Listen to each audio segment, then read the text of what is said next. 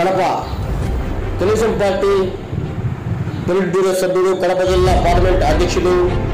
శ్రీ రెడ్డప్ప గారి శ్రీనివాసరెడ్డి, అలాగే కడప అసెంబ్లీ నియోజకవర్గ ఇన్ఛార్జ్ టీడీపీ, జనసేన, బీజేపీ కూటమి ఎమ్మెల్యే అభ్యర్థి శ్రీమతి రెడ్డప్ప గారి మాధురెడ్డి గారి ఆదేశాల మేరకు 26వ డివిజన్ టీడీపీ ఇన్ఛార్జ్ శంకరన్న గారి ఆధ్వర్యంలో శంకరావం బాబు సూపర్ 6 పథకాలు టీడీపీ కూటమి అధికారంలోకి రావాలి, ఆంధ్ర రాష్ట్రం అన్నిటా అభివృద్ధి చెందాలని 26వ డివిజన్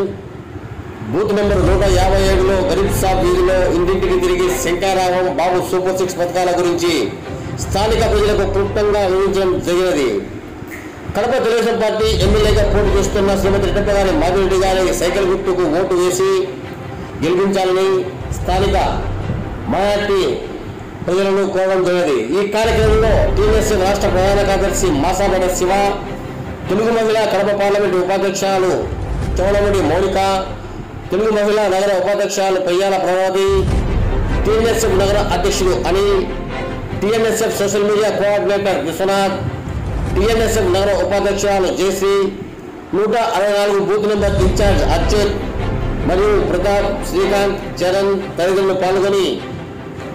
శంకరావం బాబు సూపర్ 6 పథకాల గురించి వివరించడం జరిగింది. కడప